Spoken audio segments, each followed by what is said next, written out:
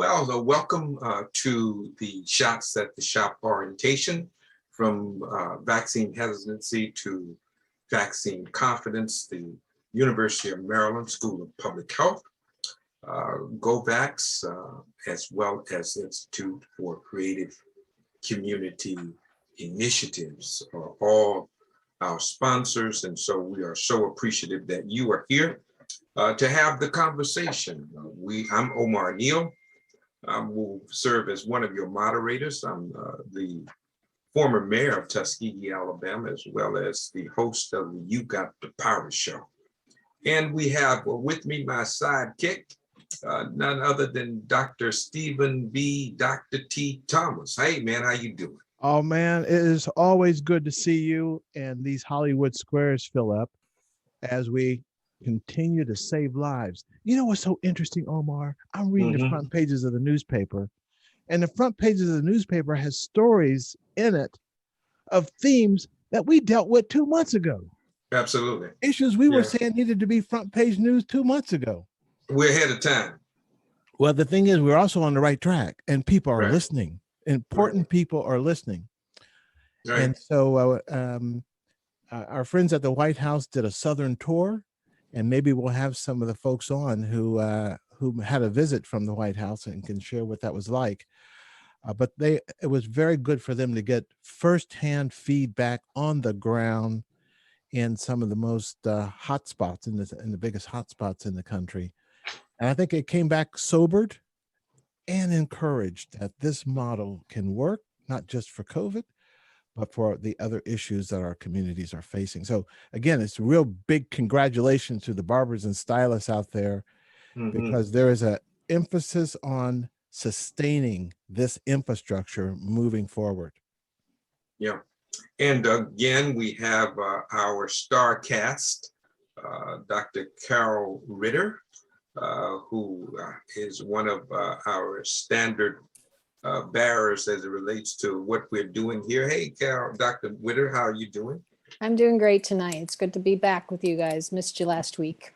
Absolutely. And we missed you last week as well. And she was working though, man. She was out there. Well, she wasn't just shooting hooky, man. She was doing stuff. I was doing the good work, right? Doing the good work, just in another space. And that's good. We're appreciative of that.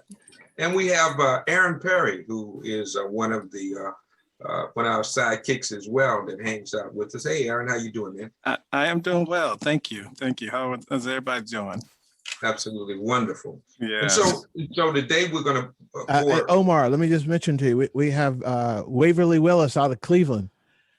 Waverly is with us. Yeah. Go ahead and spotlight Waverly. Bring him on up and let us spotlight him and bring him into the.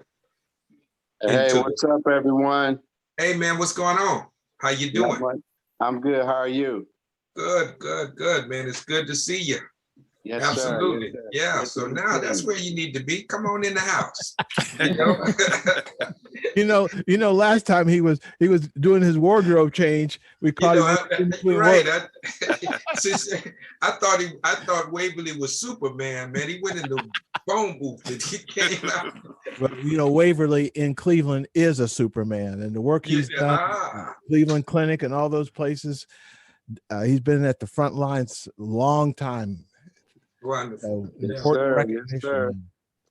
Yes, so good to see you, Waverly. So what we're going to do today, one is we're going to give you an update in terms of payment. And I know many of you who have completed everything, you've been wondering about payment. Well, we're going to give you an update. Dr. T is going to walk you through where we go from here, the pathway to payment. And we're going to talk about that as well. And then we're going to talk about ways by which we can get more people vaccinated. As you know, the hospitals are being inundated with patients, COVID patients. And many of those hospitals cannot see other patients. So we find people are even dying of things that are not non-COVID related because they don't have room to put those people in the ICU beds. And so that's a tragedy. And so we are going to have to be more resilient. We're going to have to be more determined than COVID. We have to want to save lives more than COVID wants to take lives. There you go. And so we're fighting COVID. We're not fighting individuals. We're fighting for your life. And we want us, each of us, to take on the armor, take on the charge to fight for the lives of the people to whom we love and the people to whom we find in our spaces. And so that's what we're going to do. Hey, Dr. T, go ahead. Hang on. I just wanted to say, reiterate on that point, because in the papers, and I want Sandra and Dana to tell us what they're seeing in their papers. But what we're seeing in the papers here in the Metro DC area are the unvaccinated are causing us a problem. The unvaccinated, like individuals. And I think I get why they're saying it. But it's a conversation starter. If you have a family member who's unvaccinated, it's like, I got some, and we can't even have a conversation. So the theme you just raised, it's about saving lives and the lives of others, I think keeps us out of the trap of fighting ourselves. Yeah. I really, because I know, and we've been in this space, we really understand the ramifications of COVID. And so whenever we see someone unvaccinated, particularly someone we know and love, there should be a sense of urgency to speak to their spirit, to not give up on them.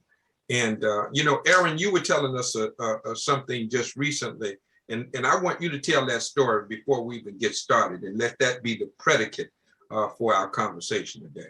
Yes, thank you. So 10 weeks, 15 weeks. 15 weeks I have been on my brother to get vaccinated. 15 weeks.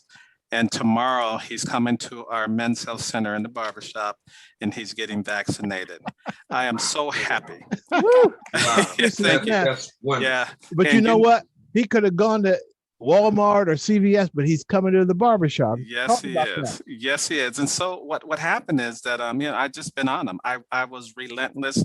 I refused to let up. I even talked to him about getting burial insurance, and that caused a little bit of a rift between our relationship. But as I stated, I love you too much to not have this conversation. And every time I see you and you're unvaccinated, I'm going to talk to you about it. I've went over to his house. I rang the doorbell. I knew he was home. He wouldn't answer the door. But I hung in there with him. And so he actually said to me, I will get the shot, but can you give it to me? Oh. Yeah. Wow. And I said, I can't, I'm not authorized or trained to do that. But what I will be is there holding your hand when you get the shot. He also asked me how many people will be there. Unbeknownst to me, my brother has a social phobia. I never knew that.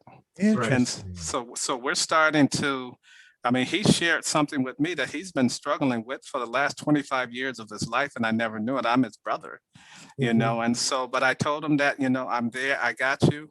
I'm going to hold your hand. We're going to get that vaccine together, and so I'm just very, very pleased. But the moral of the story is we cannot let up. You can't let up.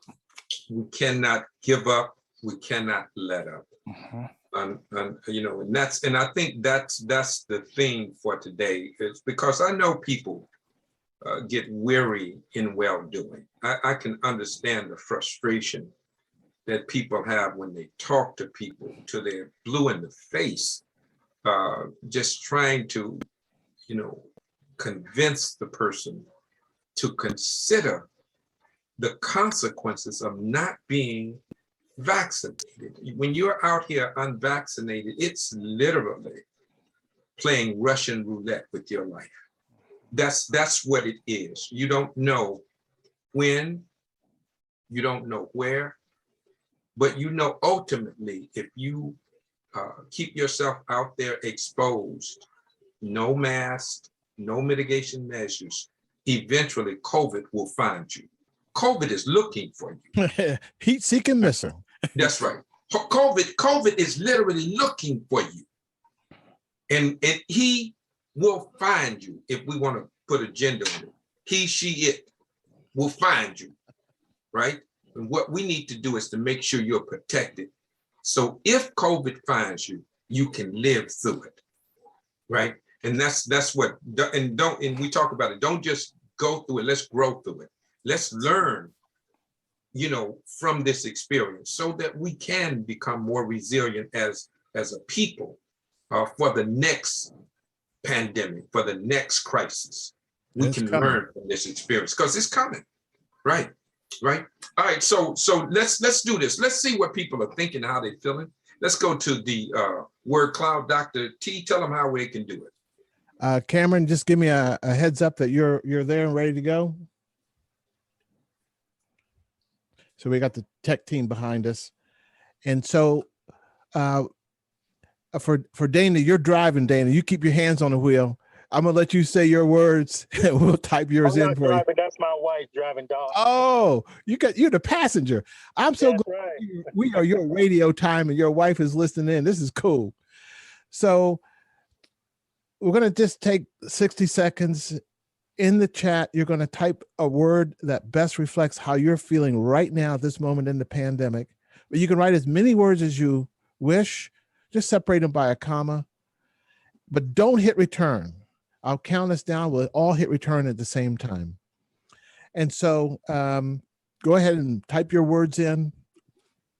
And Omar, at the top of the show, we mentioned that we're going to talk about a update from Shea Moisture. Right. We have had some new people come in, so we got an update on Shea Moisture. In fact, we're calling this the theme, Your Path to Payment. So we got some new details for you. And I'm going to go ahead and count you down. 5, 4, 3, 2, hit return. And let's let that all flow. And as we're talking, Cam and my tech team behind the scenes, as you hear other themes, words, keywords come up, add them to the cloud. Now Cameron's going to let us know when the cloud is ready, and then I'll throw it back to you, Omar, and we'll show it as we move forward. Right.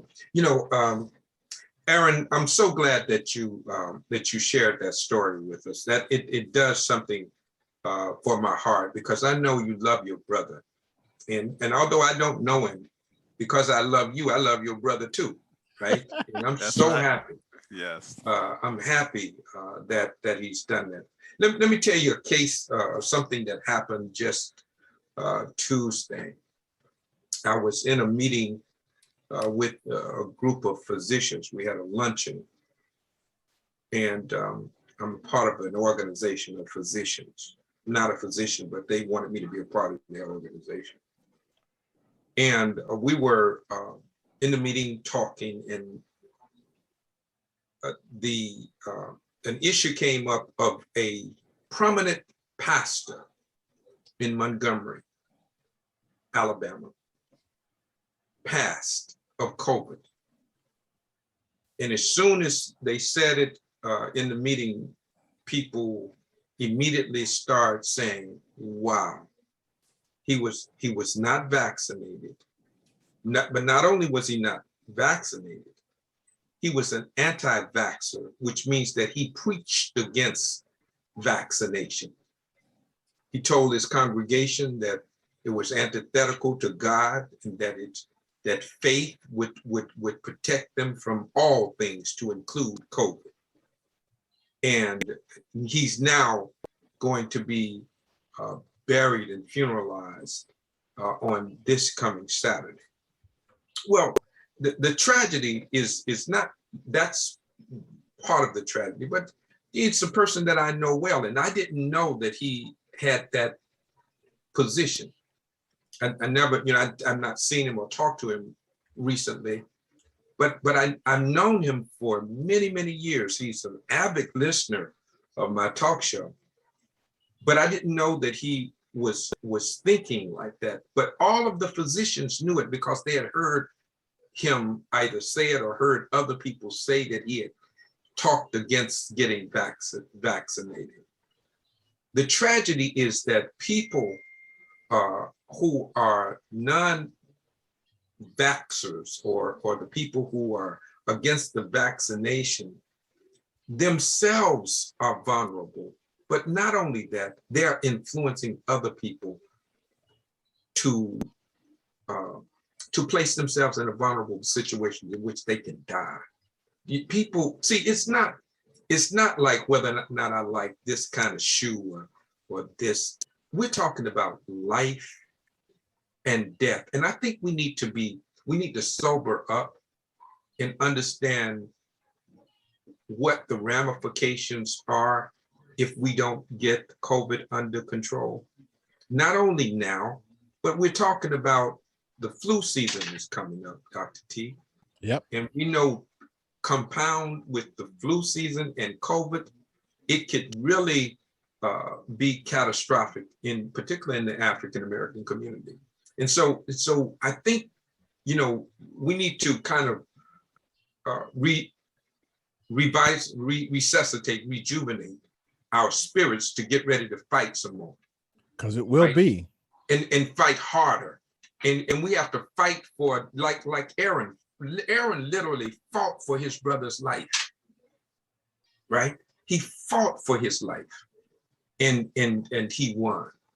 And risk the relationship. In other words, you were right on that edge, Aaron. It risks potential rift in the relationship. You were willing to go there because life is on the line.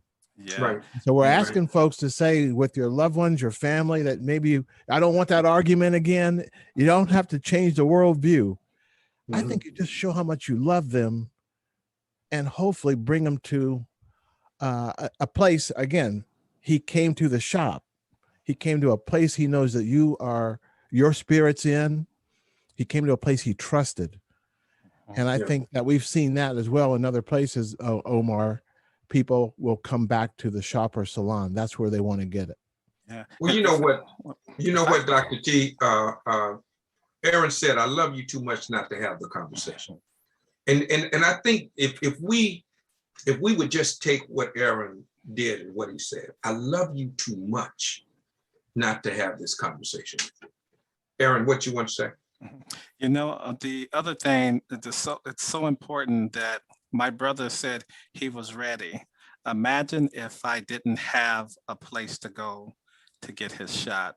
And so having these shots at the shop is so critical, because when people finally wake up and say, you know what, I'm ready, we have to be ready.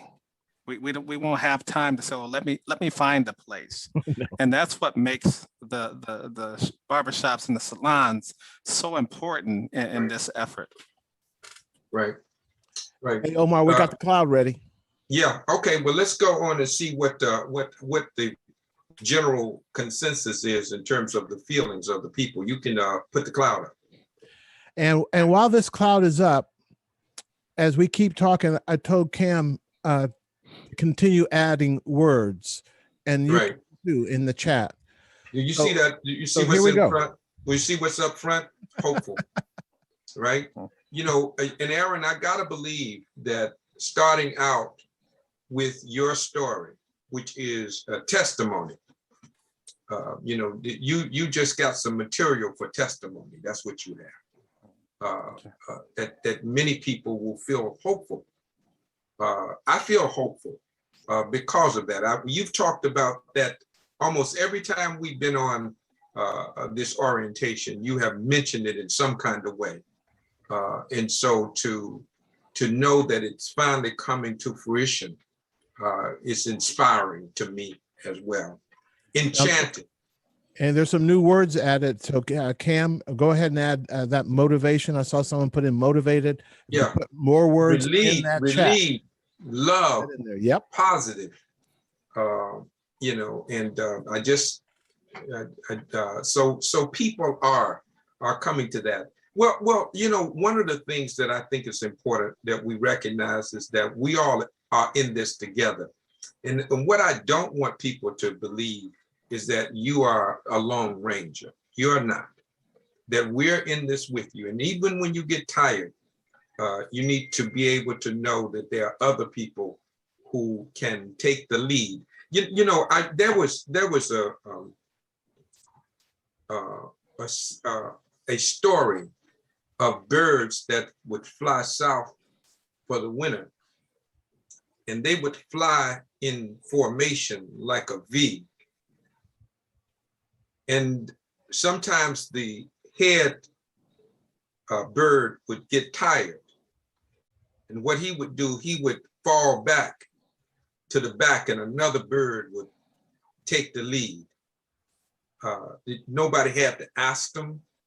They just naturally get to the front and take the lead. Well, that's how we have to be with this thing called COVID. When others are getting tired, we have to come up and take the lead. People don't have to always tell you what to do. You need to be able to take initiative, which is doing things without being told. At this time, we need to be thinking about new, innovative ways to get our community vaccinated. That's what's going to protect us. And, we talked about it in terms of the human cost, but, as you know, that these individuals are your clients, they're your customers. And they can't be your clients and your customers for long if they are no longer with us. And so you are literally, and I don't like to put it in a way of transactional thought process, but you are protecting your interests as well. The more people live, the more can come to you to get their hair cut or their hair done or whatever you do to their hair. You are protecting your interests in that way as well. You're protecting your interests when people are coming there and can feel safe in your shop because now they feel comfortable coming out because the community is safe. There is a economic implication for getting people vaccinated, and I think we need to talk about it from that vantage point. I want to go to Dr. Ritter. Hey, Dr. Ritter, I want to talk to you from the vantage point of the vaccine and availability of the vaccine and how people are talking about the new booster shot and how people are framing it. If I need a booster shot, that means that it didn't work the first time. Talk a little bit about what is happening with the vaccine and why is the booster shot necessary at this point? Yeah, there's a lot of confusion about the boosters right now. And I think not just in the lay community, but also in the medical community. And that's why we haven't heard a lot from the CDC and even from Dr. Fauci. And from the whole world perspective, it's a logistics and it's a surplus amount, of what's the right thing to do for the world, not just for the individual. So we're talking about the relative and we're talking about the absolute here. And from my point, I put on there on the word cloud that I have a second win because I'm boosted. I got my booster. I got my first shots in January. I felt very privileged to have that, but working on the front lines, I got it. And so I got my booster. I want to keep myself safe so that I don't infect anyone. So now I have the vaccine, and I really love what Aaron said. I learned so much from you, Aaron, because I've used your analogy, your example of your brother to people, and it works. But when you said your brother, you shared that he had social phobia, I really believe that a lot of people who haven't gotten vaccinated at this point are like that because they felt like they could just stay in their bubble, introverted, without going out into the world so they could wait it out, right? But it's gone on a year now. October of last year, just September of last year, we didn't have vaccines, and now we do. And so now they see people going out and they realize we're social beings and we can't live in our bubble. So now they need a safe place to go where they can feel comfortable. And that's not in a mass vax place, and not even in a pharmacy. Sometimes it's too much, So I do see that in my practice. And when somebody comes in and they trust me and they want it, I'll open up a vial. So now we get back to the boosters because I open up a vial and there's more than one dose in a vial. So I have extra doses. And when I see people, oh, you're 6 months out, you're 8 months out, you have autoimmune, you're over 65, do you want a booster? So right. That Right. way I'm not wasting the doses. Right. But it's, you know, I can't say that the CDC tells us to do that. So we're all kind of making it up as we go along and have it make sense for us. Yep. Tell us about, because I think a lot of people don't understand that the vaccine is really to assist your immune system in fighting off the virus. It's not a treatment. It is to strengthen your immune system against severe illness and death from COVID-19. Is that kind of what it is? That's correct. Yeah. I mean, it's trying to rev your system up to recognize a foreign object and kill it before it kills you. So with some people, their immune systems kick in very quickly, and with others, it is delayed. And now we have 3 different vaccines too. We have multiple different vaccines, so we have different responses, which adds another level of complexity to all the data, which is why it's so confusing. But with most people, they need 2 doses of this to get complete immunity, although we have the J&J where you only needed 1, right? Mm-hmm.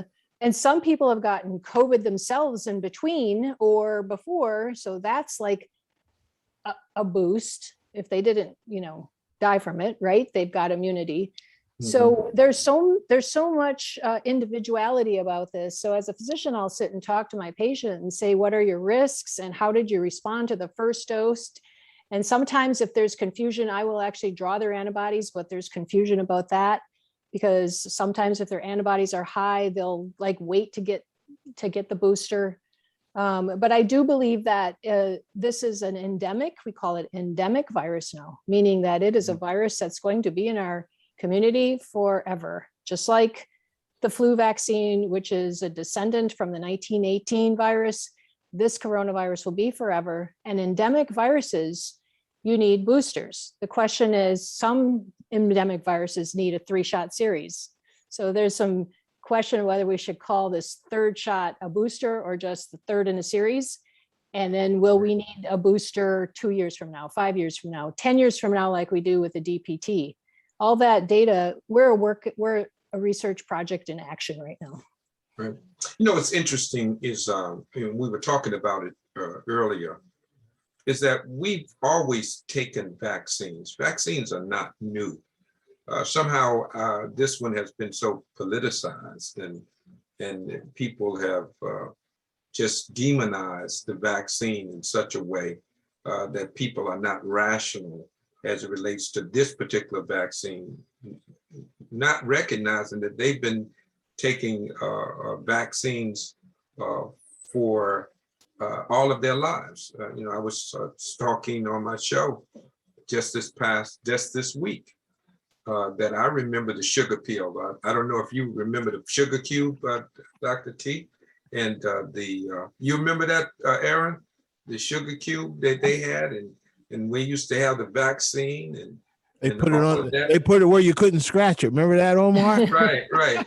You know, so I mean, we've always done it. I think they lined us up as children at the school. We got our vaccinations at school, and they lined us up. I don't even know if they told our parents. It was a given, right? That we were going to protect everybody in the school, line up, get your vaccination. Nobody was pushing against that. We knew it was for our common good, right?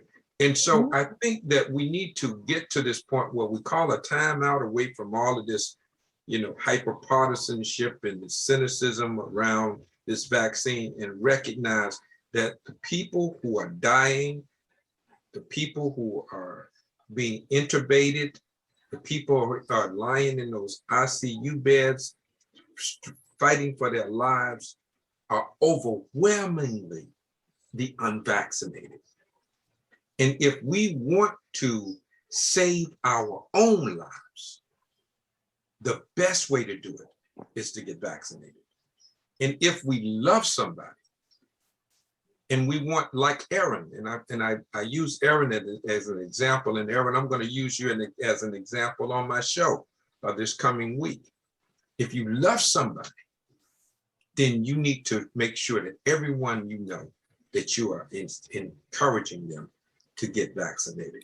Let's Dr. T, I know we've had a lot of people wanted to know how to get paid. We know people have gone through the whole process and they've met all the criteria, and now it's time to get paid. So now let's talk about the pathway to payment. Well, thank you, Omar. And one of the things that we have weekly meetings with the White House, Shea Moisture, NACHO. So I just want everyone to know that there is ongoing collaboration, refinement of how we get this done, and then how we sustain it after, this surge that we're in right now. So when it comes to the payment, that each one of the partners has their role. The White House has a role. Blacks Against COVID has a role. We here at the University of Maryland, our role is the education, the outreach, the helping you deliver on the promise and the hope of transforming shops into trusted information centers. And Shea Moisture as a company they stepped up and said, we will help in this way. And that was to support 1,000 shops with $1,000. So they basically put $1 million on the table to incentivize and really to show respect for your time. So we met today, and I've been getting the emails and the texts. We monitor all that. We share your concerns. And so I'm pleased to say this is what Shea Moisture sent me today to share with you this evening, if the slides work. Let me hit next. Here we go. And so I'm asking you, particularly those shops that have done vaccine clinics. So let's work backwards. The key is, have you done a vaccine clinic? And some people did a vaccine clinic before they did the class. It can come in a lot of different formats. But right now, we have people, Omar, who have done the class, they have their certificates, and they've done a vaccine clinic. They've done the whole thing. And that's the group. You're going to be getting a message from Shea Moisture about the payment process. And this is the basic outline here. There's a new form that you will fill out, and I'll show you what that looks like in a second. You'll receive an acknowledgement letter. You're going to get a letter from Don Jagada Associates. This is a payment agency.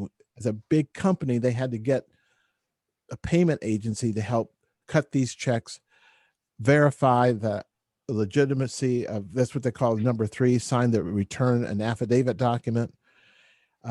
You'll receive a payment schedule date, and you'll receive the payment. What everyone may not know from just where you're sitting is that when the doors opened, there were hundreds of folks who signed up. And as they looked at some of the addresses were a post office box, or some of them really were not barbershops or salons. So they had to sort through all that. And now we've got it to a point ready for you to get paid. And we need champions so we can also recruit additional shops. So you're going to get this when you click on that submit form link there, number 1, this is what you'll see. And this is simply, again, Shea Moisture's new form for getting you validated for your payment. If you have questions, just drop your questions in the chat. Everything that we hear from you, we share with the rest of the partners. And so, Omar, more than anything, I just want to thank all the barbers and stylists for being tolerant and patient as we move this thing forward and make it even better. Absolutely. And we also are going to ramp up our support for you in terms of assisting you in getting clinical partners. Dr. T, talk a little bit about that, because it's important that they get the support. They are barbers and stylists. They don't do vaccinations themselves, right? So let's talk about how we are going to ramp up our efforts to assist them in making sure that they have clinical partners. So, what's interesting is that the pandemic has exposed so many things. It's like pulled back a curtain on the infrastructure in the country, but also the public health infrastructure. And so as we've been working with NACHO, and some of you may have experienced this yourselves in your own When local health you departments. use the word nature, that's a new dance. NACHO, the National Association of County and City Health Officials. Okay. So all of the health departments in the country, all the state health departments, all the local health departments, they are members of a national association. And because of this relationship with the White House, we were able to tap that national association and say, mobilize your health departments in these local jurisdictions. And Aaron, one of your stories is one of the best because you've been trying to get the health department to step up, and they did some things, but when they got that call from the White House, you got a call from the top man in the health department. Yes, that was so powerful.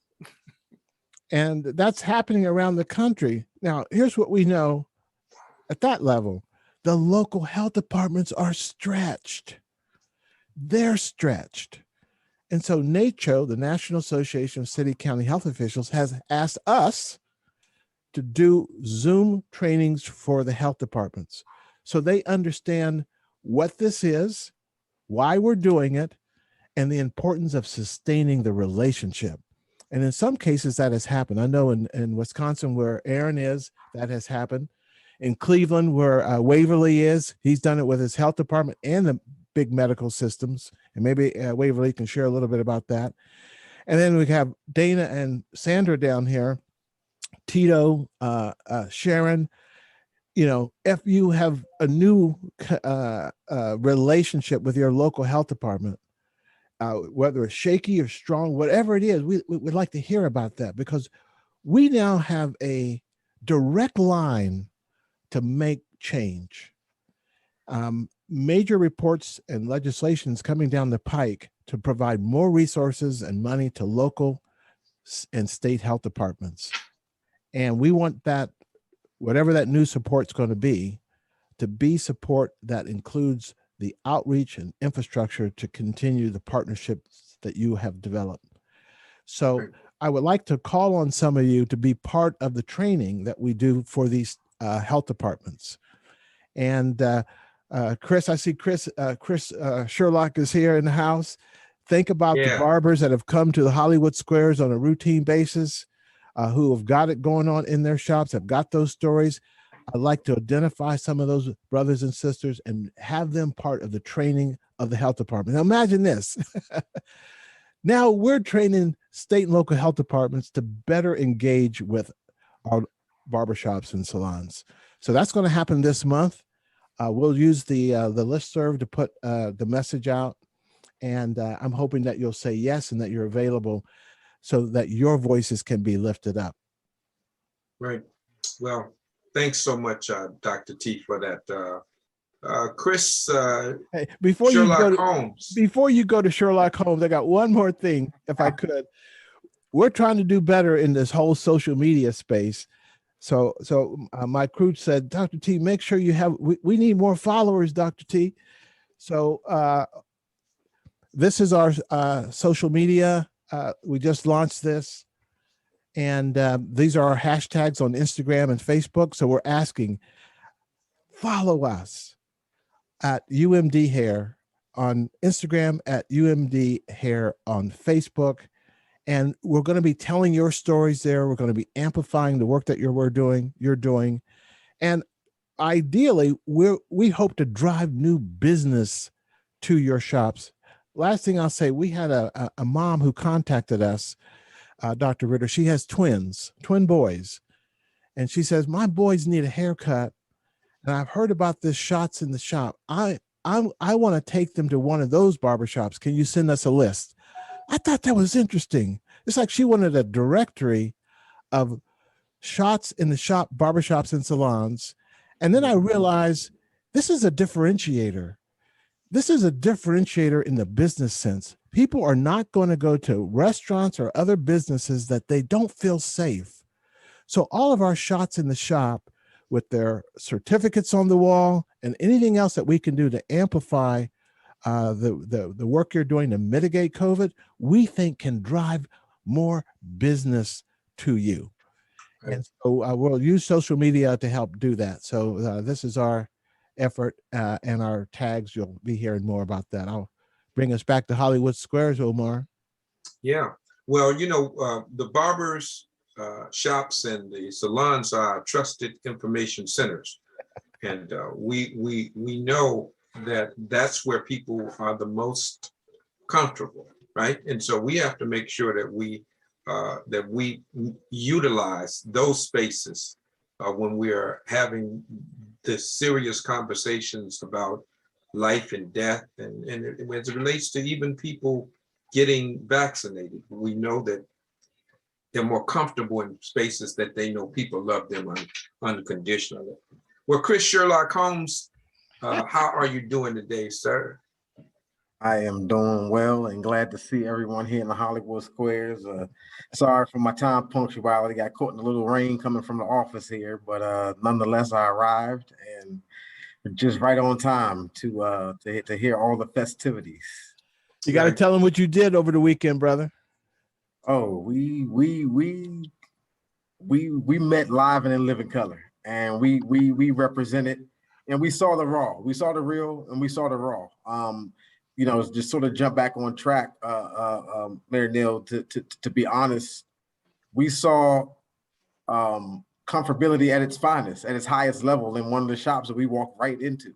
So just to set it up, Omar and all the folks in the Hollywood Squares, we're taking the message to local farmers markets and festivals and community events.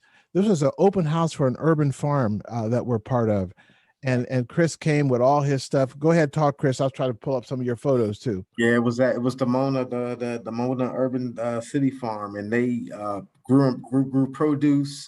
They were giving other information outlets out there in the community, but no one represented like us. We were out there pounding the ground, walking from shop to shop, knocking on doors. Doors had to be unlocked to let us in their shop. While things were going on, but things that you had to be comfortable with your barber were going on. So we witnessed that raw firsthand, and it was real. It was nice to get out in the community, and I think for me it was the embrace, the embrace from the community. Everyone whose shop we went into welcomed it, even down to the dispensary that we went into. They welcomed. There was a person there. We went right past a person sitting right there at the door. Here you go. Can we give this to you? Oh, this is really interesting information here. We did not discriminate. We hit anyone who was walking on the streets. We passed the word. There were it was a church congregation. They sat and listened to us, and then they said, "Come and meet with us." It was just a really good thing, a good break away from COVID. We all had our masks, our respiratory protectors on, and we just had a good time with the festivities. We had a really good time. So there's the key: embed this not in a hospital or clinic per se, embed it in the everyday things people do for fun. Family affairs. That's what make it normal. It's funny you say that, Kaiser. When I first took the role on, I was doing some of my research and I was looking at some of the reports, and it was the Kaiser Foundation, or somebody wrote a report and they referred to it as embedded education. Interesting. Yes, and so that's the actual term that was coined, of embedded education. I wish I had all my notes on me there back in the office, but it's a whole definition for that, and it lined up completely to what we're doing. The model was derived around that embedded education. So that's a really good word, Dr. Thomas. Excellent. The other thing is too, in addition to what you're saying, Chris, and that's congratulations, and I know a lot of that has to do with your spirit and your buy-in, because you are committed to this, and so we are. Kudos to you as well, brother. And I have to drop on the 18th. We are getting ready for what Dr. T, I don't want to jump in. I don't want to. If that's the platform, you can go ahead and set that one up. I'm not going to take away your sting, but so you can't get out in front of folk. You know how you figured that out early, right? We're out. You're perfect timing, because on Saturday, the 25th annual African American Cultural Festival is happening. Live music, spinners, dancing, all kind, and a health pavilion. And Chris, are we not going to put some needles in arms? in arms, in the pavilion, running the pavilion, shirts, music. We're there. And interview, man and woman on the street interviews. We'll have a videographer there, and we'll literally ask, what's your motivation for being vaccinated or not being vaccinated? We're just going to listen and capture all those stories, bring them here to you, and then begin working on material that we can push out on social media. So for example, Sandra, if you think about the questions you get, the motivations you get, and if we had a chance to go out and just query people, what question would you like to hear us get some answers for? And we can do that. And you can just drop your questions. I'd like to know, Dr. T, why do people think this? Or why do people think that? How can we get them? Why are the greatest hits of the conspiracy theories still resonating? As early as yesterday, you had somebody in Florida, you had the governor of the state of Florida standing at a microphone, and the person before him said, the mRNA vaccines will damage and change your DNA, and just a bunch of craziness. And the next person who comes to the microphone is the governor of the state of Florida, and he says nothing. No, silence is consent. He does say something. Okay, you're right, but he knows right? better. Right. When a person knows better and does not do better, they're complicit. And so, yes, he said of volumes. Okay, now say this. If that's the case, and if that's the case for the governor, what happens when we hear that same thing? Because sometimes we don't want to fuss or fight. But no, once you know, you owe. See, one thing about it, that's the key. Once you know, you owe. you got it, right? And so you don't have to fuss. See, you don't have to curse the darkness. The only thing you have to do is shine the light. Okay. Right. Well, when we went into some of those shops door to door, we were very pleased to see that they had signs up about social distance, signs up about masking.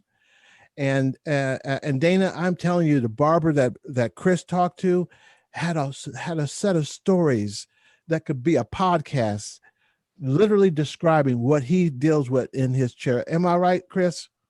I'm the same way. You're muted, buddy. I'm talking about an Hold on, I'll throw it back to you, Dana. But go ahead, Chris. And then we go to Dana. An open book of knowledge and real life testimonies from family, from clients. The stories were as if they were painted on a page for you.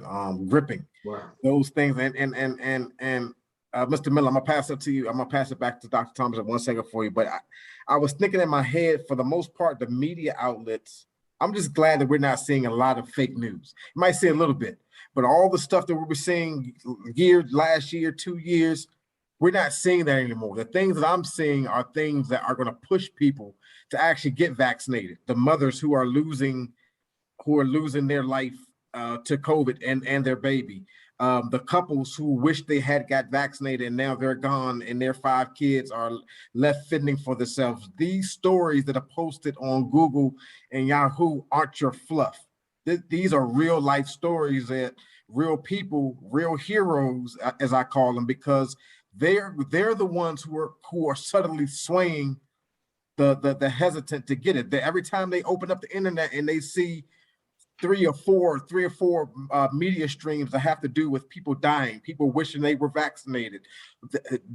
These kind of media, this is what we need to really push the people. So for the most part, what I've seen, they've done an excellent job with that. There may be a few outlets that are still, pushing their own agenda or whatnot, but I just really commend those that are doing the job and saving those lives. We have to give credit to that media for that on some of those parts. So I just want to throw that out there. And Dana, you should know that when we went in there, it was not as if we were duplicating. It is not as if, 2 days ago the health department was here, or 3 days ago the hospital. Nobody had been there. Nobody had been there.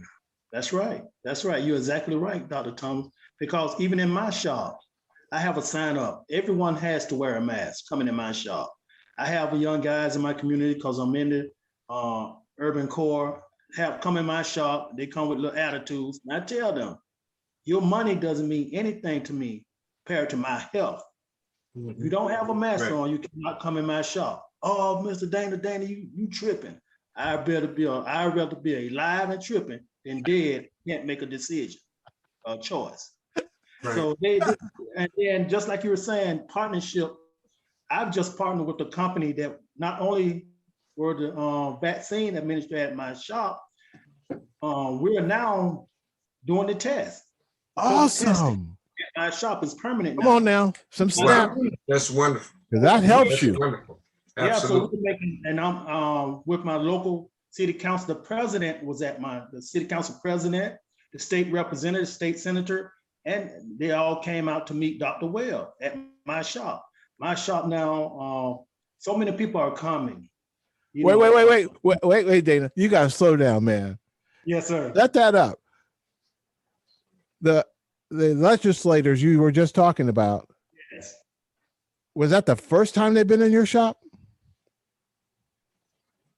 Was it? Not really, because I do a lot in my community around the city, but a lot of them at that particular at that time, them coming all together.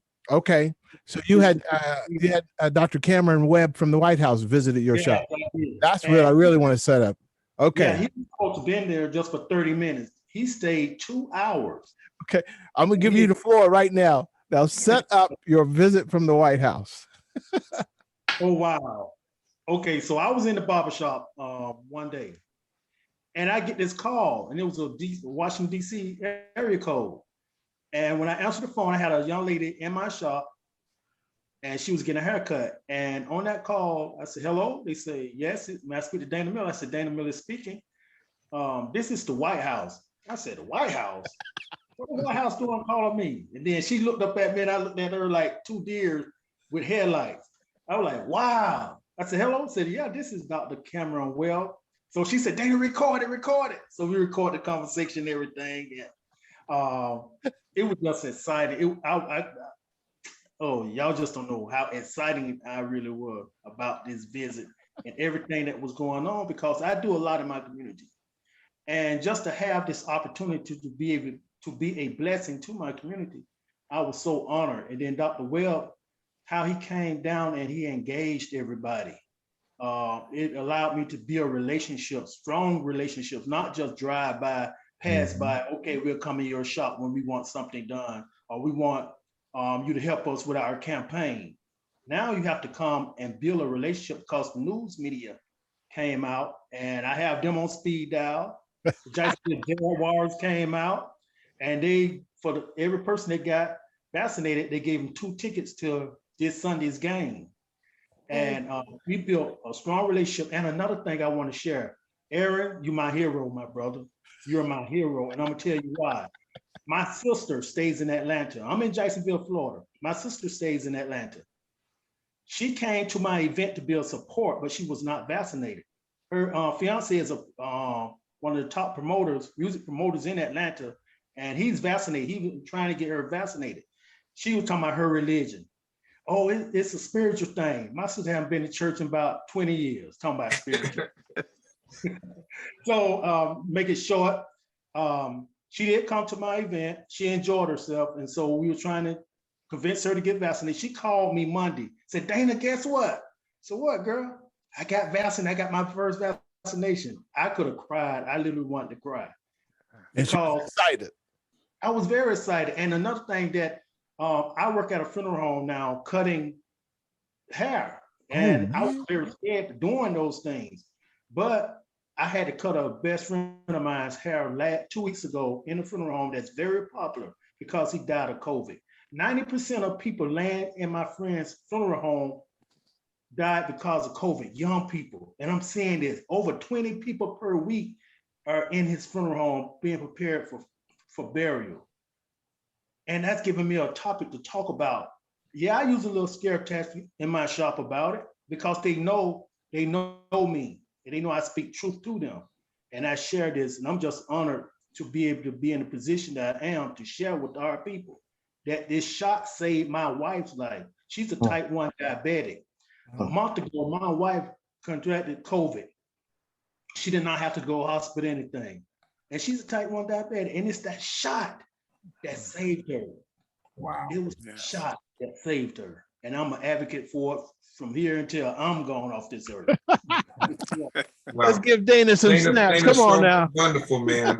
Wonderful. Thank you. Wonderful. You know, it's testimonies like that that really inspires us. That's why we continue to do this thing, because we recognize that we're making a difference. And although sometimes it does not seem like you are, but you are making a difference. Let's stay in the fight. Waverly, man, I want to bring you up now. You know, I don't know if y'all know seen Waverly in his when he gets sharp. Waverly be so sharp, man. It's, you know, you walk by him, he'll cut you he be that sharp, you know. He knows how to do a bow tie too. He does the bow tie, you know. But you know, and I realized that Waverly was the original Ohio player.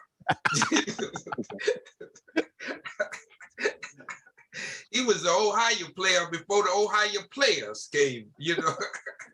Hey, Waverly, tell us what's happening up in Ohio.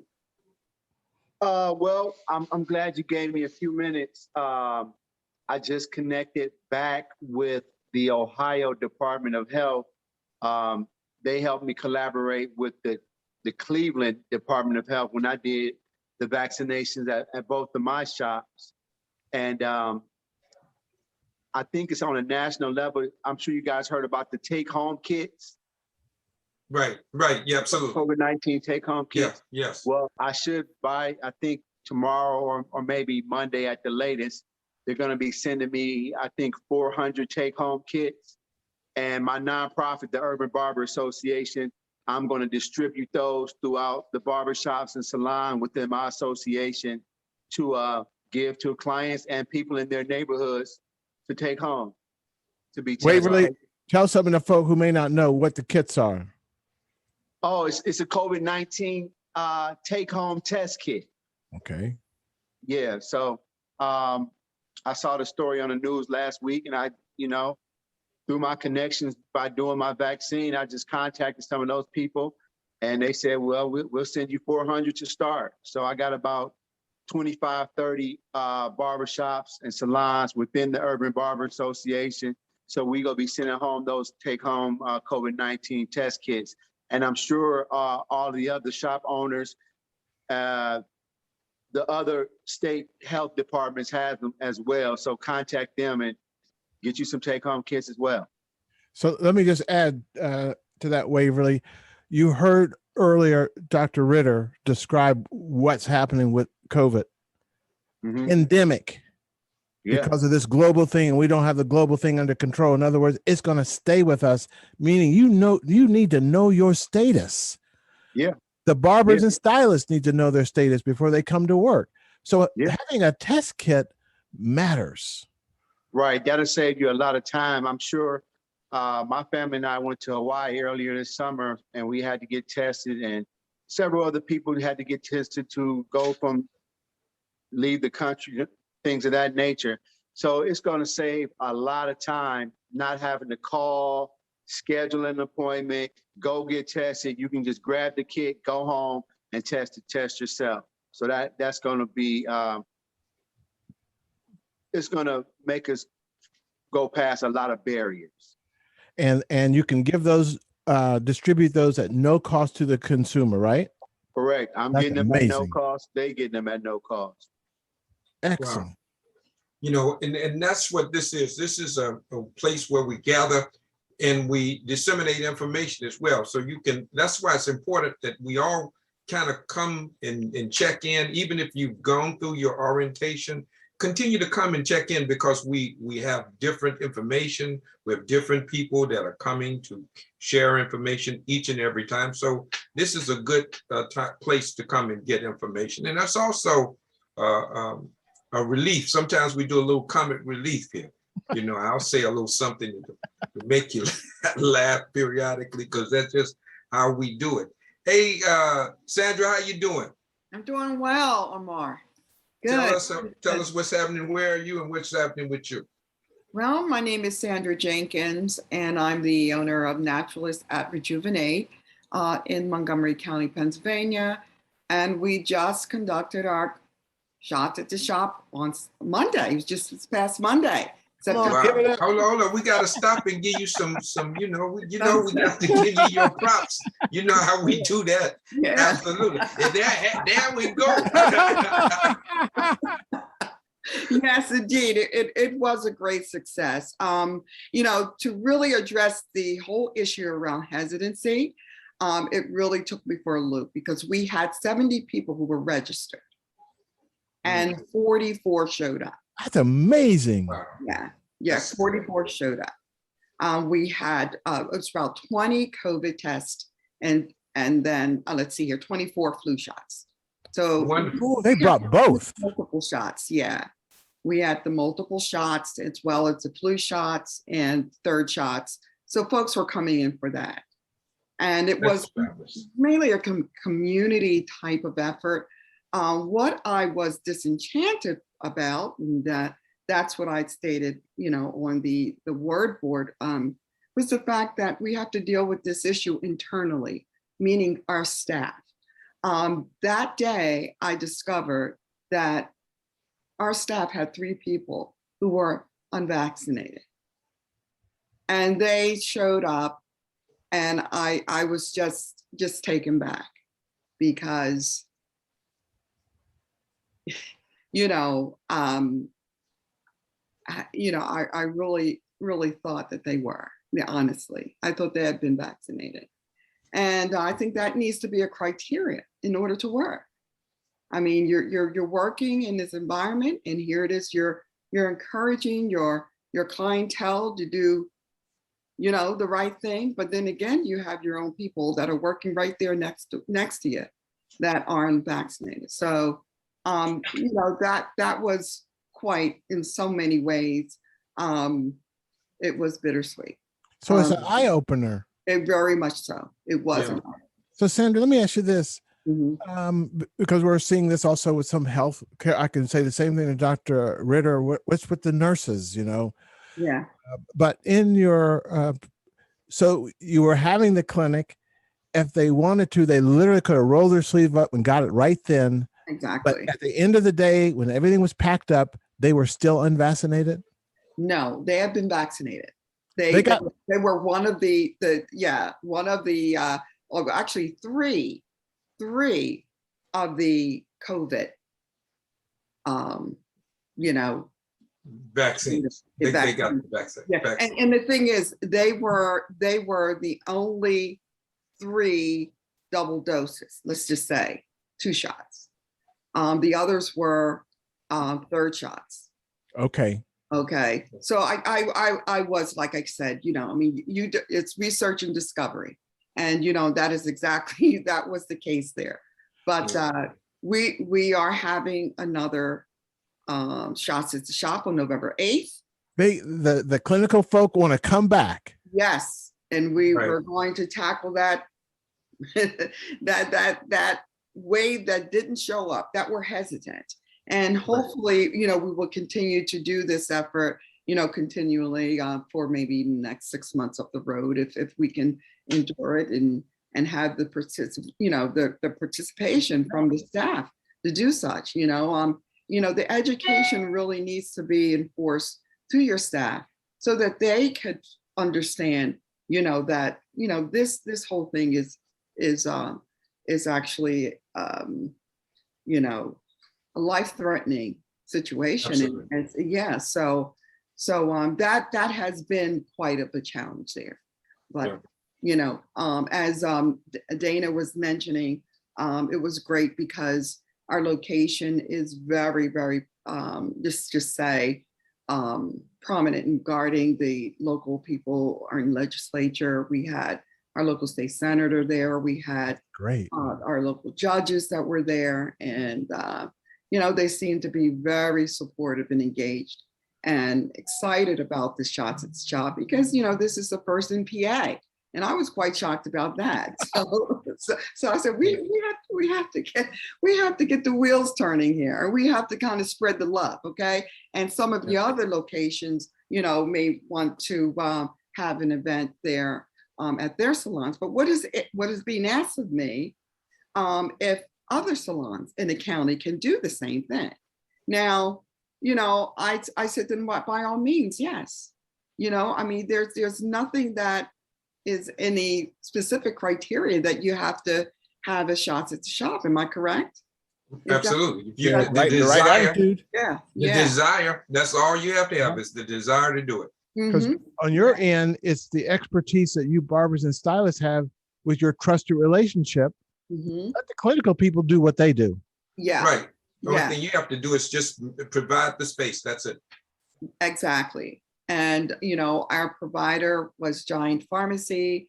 They were great. Awesome. So Giant Pharmacy came out of the pharmacy and came to your shop. That is correct. Right. Next month, we're having Walmart will be our. Okay. Wow. So that's another new relationship with a business. Correct. Right. Yeah. Did they bring any swag? Go ahead, Doc. Go ahead. Just going to say, did they bring any swag, any giveaways? Oh yes, we did. Okay. We had giveaways. Talk about that. We had stickers. We had buttons.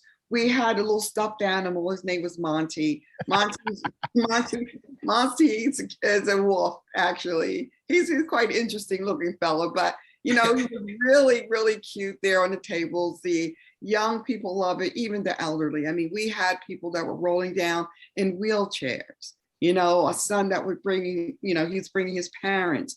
We had a young lady who actually carried full term, but then realized, oh my gosh, I can't go unvaccinated and have this, just this infant baby that I have to care for. So she and her mother, came to get vaccinated. So you hear these very touching stories, and you just really have to understand that this is an ongoing effort. There's no end to it. You just have to continue to keep pushing, and every person that you come in contact with, mention it, bring it up to them, let them know that, you care about their welfare, you care about their family members, and just having a general conversation, it brings out those mistruths. One person said to me today, oh, I heard that, the vaccine can give you shingles. Oh, really? No. Shingles. You understand. So, we went through a whole discussion about really what shingles, is. And then, so there's a vaccine for shingles. That's right. So these are the things that you hear from people. And I think sometimes they're just trying you just to see, what it is that you're going to relate to them, and just really sometimes reveal their innermost like insecurities, But it was a great event, great initiative. The vaccinators were excited when they came. They said, you know what? We can't believe that it was fun for us. It was an enjoyment for us because the setting was right. And so I made sure everything that was there, that it was comfortable for all. Sounds like you had music too. Oh yeah, we did. We had, and Omar and Steven, we even had the president and you guys up on our large screen. So everyone was there. I want photos. We had them, and Senator was excited. I said, oh yeah, there he is. Yeah, we need him Thursday night. so that's wonderful. That's wonderful. To maybe reach out to you and send a thank you to both of you. And the Montgomery County Immunization Coalition is working with us. They're a fantastic organization. So we're actually, uplifting them because the county was very, very frail when it came to this whole COVID vaccine, surge. They just really didn't quite have it like, I guess I could use the word, let's just say thorough. They just really had some flaws there. And folks are talking about it, and they're saying, this initiative is really great. We would like to see this, throughout the entire county. Who do we contact? Amazing. Yeah. So thank you so much. you're welcome. Yeah. Come on now. The hostess with the mostest. That's what you got. Hey, Omar, let me just say this. The Mhm. press, sometimes the press comes and they have a story they want. Mhm. Tell your story. And so when they ask you about numbers, and you have good numbers, it's the stories that are even more important than the head count. So if all you had was 5 people, it would have been just as great. But the number, how much is one life worth? there you go. Just tell me what one life is worth. Let's just look from one life. One life Okay. is worth everything. Everything. And so we need to start focusing on not numbers. Let's focus on saving lives. There you go. All that we can. Let's just focus from that vantage point. Let me give you a story. I may have shared this with you all, but a friend of mine, my best friend, sister, and her daughter, both nurses, both unvaccinated, both ended up catching COVID, was in the same room in the hospital. Now, this is somebody that I've been really talking to him about it. He couldn't wait for he and his wife to get vaccinated. He's been trying to convince his sister to be vaccinated. She's a nurse, but now she knows now, and thank God she's still with us. Both of them are still with us. So, but she says as soon as she can get vaccinated, she's going to get vaccinated. That's another material for testimony, right? Now that she knows what can happen. Now she's working around people all the time that has COVID. She's seeing people die with COVID. She's in there with them and she's unvaccinated, unprotected. That's the kind of stories we need to be able to tell people, is that do not play Russian roulette with your life. Do not play Russian roulette with your life. And Sandra, when you were talking about people talking about you can get shingles and all of this disinformation, it's just literally, it's crazy stuff. This is crazy, right? Anyone who knows anything about the vaccines know that that is not even possible.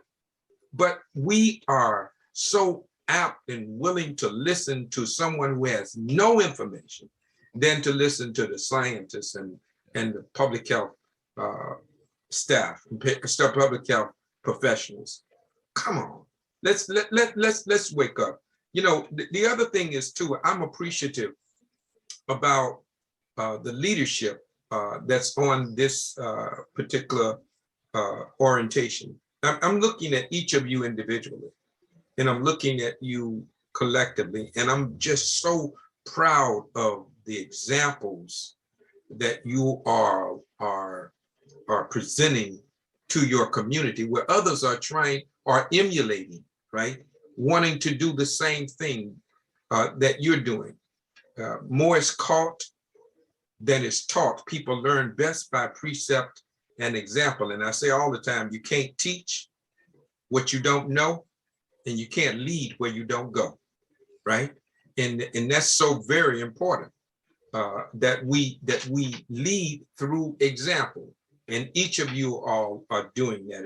And I would go so far to say, Dr. T, we need to highlight each of them, right, on a national level, to let people know what they are doing so that they can be a model for other communities around the country. Well, Omar, thank you for setting that up, because we were asking you to please send in your photos, news clippings, if you had any actual news coverage. We're archiving that. And you should know this, people. I'm telling you, 50 years from now, they'll talk about what we were doing. The National Library of Congress is archiving materials.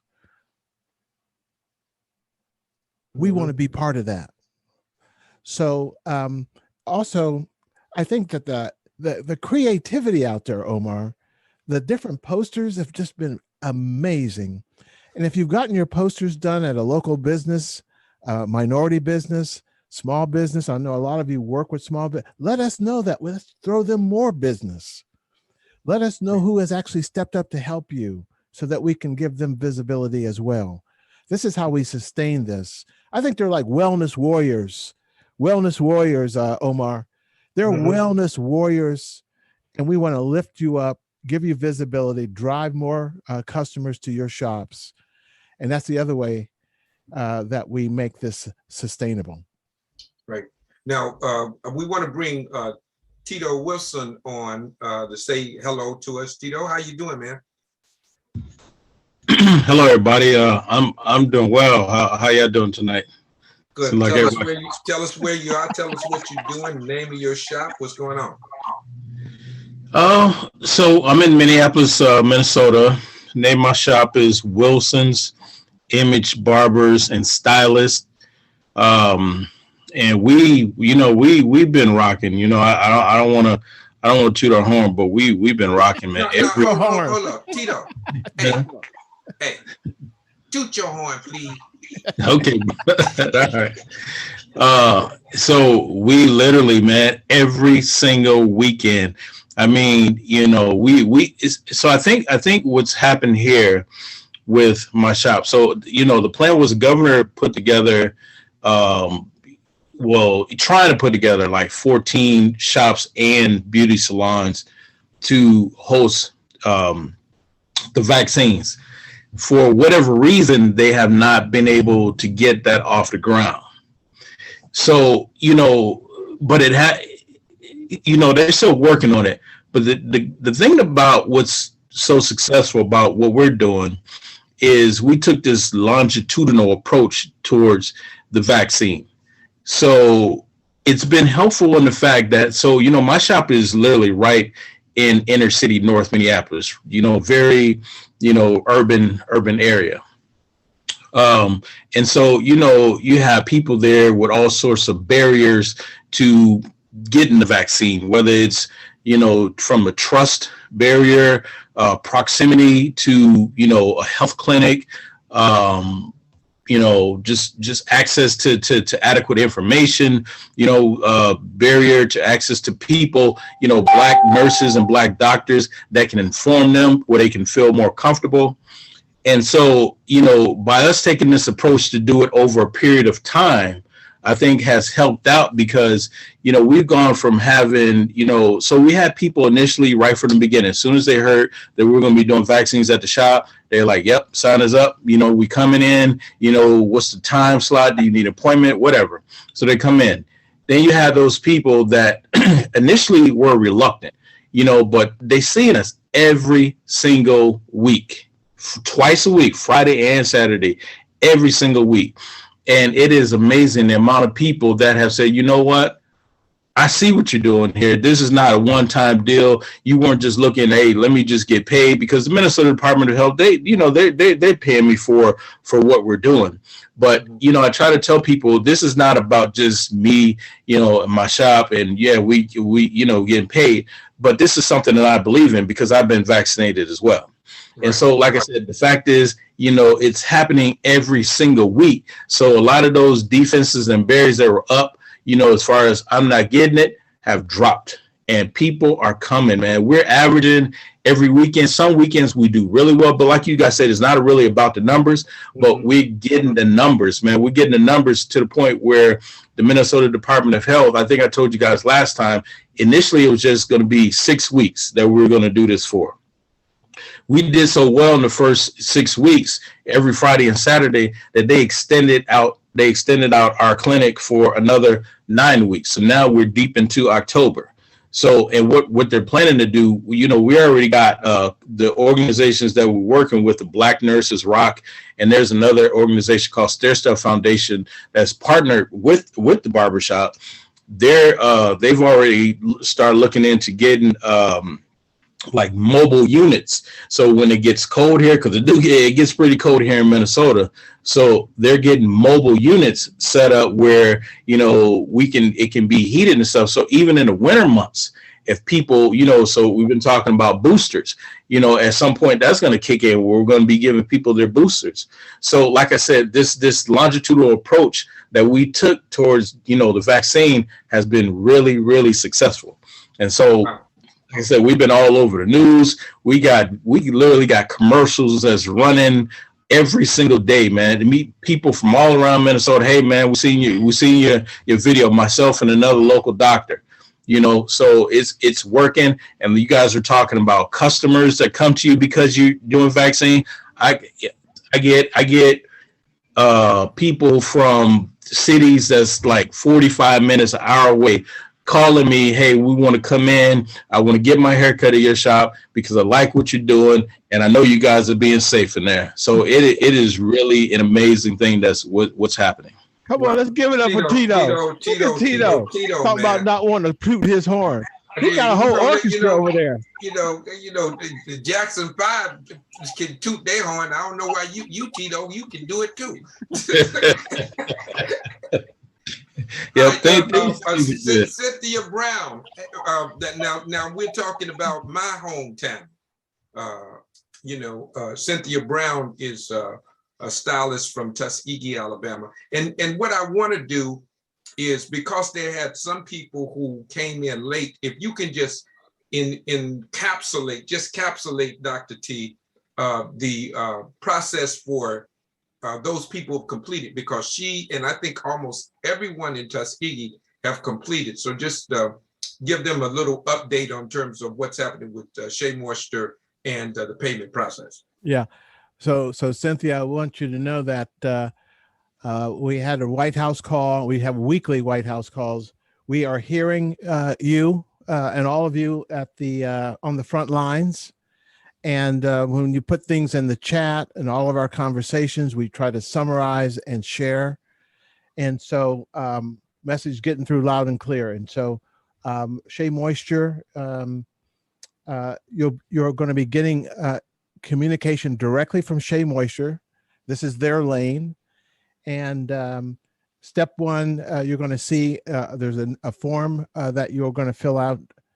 You're going to receive a letter from a law firm. It's a payment company. That's what they do. They cut checks. And for a company as big as Shea Moisture, they had to have a way of, you see number 3, sign and return the affidavit document, just verifying who you are and at your shop. You have to understand there were so many people early on that signed up. Some of them had post office boxes. They weren't really businesses. So all that had to get cleaned up. Then you'll receive a payment schedule and the date, and then you'll get your check. And we want you to be holding those checks up so that we can have you as ambassador. Hello, thank you. So when you click on the number 1, this is what the form's going to look like. And as we say, this is your path to payment. And you should also know this, before you came on, we had one of the barbers, Dana, describing the visit from the White House to his shop. Trust me, trust us. We're going to get there and take care of everybody who's delivered. As Tito just said, this has been transformative. And for some of you, your relationship with your local health department will be transformed. As Tito's described, now he's a contractor with the state health department. And this is just a beginning of a new stream of both visibility and potential revenue stream for the barbers and stylists. So I want my friends in Tuskegee to know we hear you loud and clear. And also that group, Omar, has just been tremendous. Oh, absolutely. I'm so proud of tremendous. Cynthia, just say something. We got just a minute. Just say something. I want to have your voice be heard. Good afternoon, everybody. How are you? Good. We have some new people, Cynthia. Tell them your name and tell them where you are and the name of your shop. I'm Cynthia Brown, and I'm located in Tuskegee, Alabama. And the name of my salon is Universal Hair Bazaar. And I do both male and female clientele. And we've also communicated and been working through our local health department to help promote shots in our community. And it's been doing pretty well. And we haven't been getting a large number, but we have been getting results. So we'd like to thank you all for letting us participate. And we're going to keep working hard to try to keep our community informed and help our people get their shots and understand how important this is to stop the spread. You know, Ms. Brown, just before you came on, Omar was describing how it's the stories, the numbers help, but it's really the stories. Every life counts, even one life. Do you have one story coming out of your shop that you can share? Yes, I do. I actually, I helped my husband to make his mind up to go ahead and get his shot. He was kind of skeptical and kept saying no, no, no. So I said yes, yes, yes. So I actually waited to a day that I was off work, and I just went with him to the local CVS, and I said, okay, baby, let's get out. And he was like, what? I was like, it's time for you to get your shot. And so when I was with him, he was a little bit more at ease and went right on in and got it done and did an excellent job. It actually did better than me. I did have a few side effects, but he had none.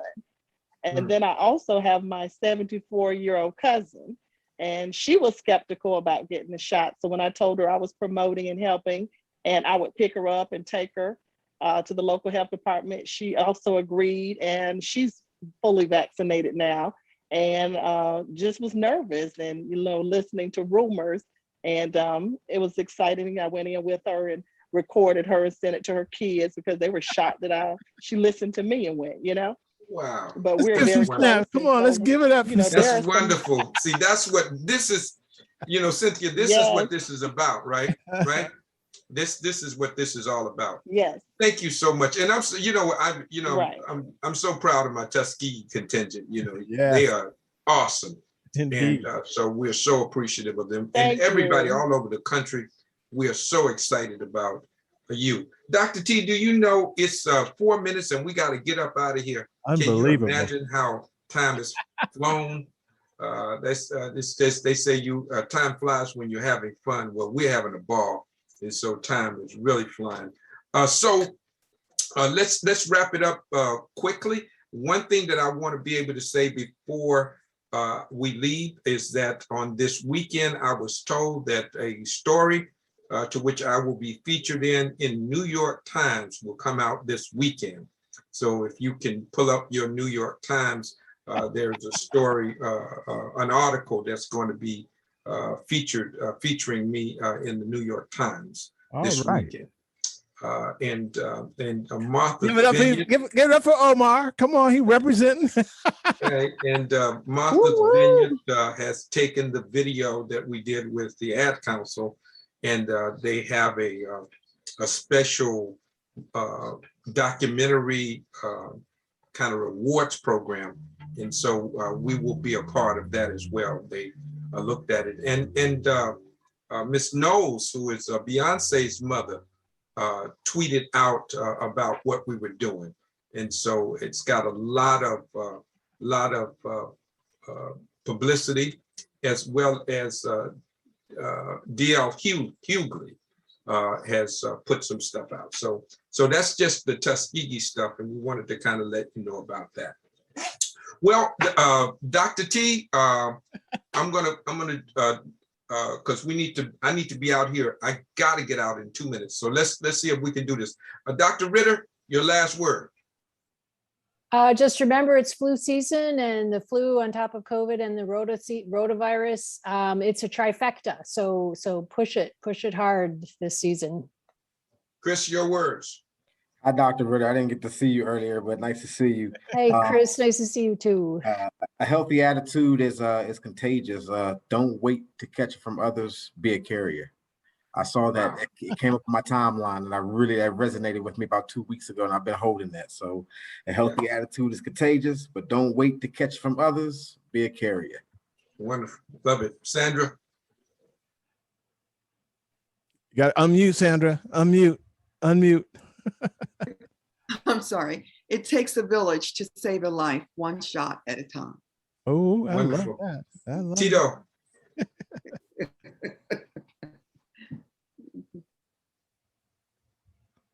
Unmute, Tito. He's gonna find. There you go. I'm sorry, I accidentally hit the wrong button. What I would say is just keep encouraging. You know what I mean? Keep encouraging people.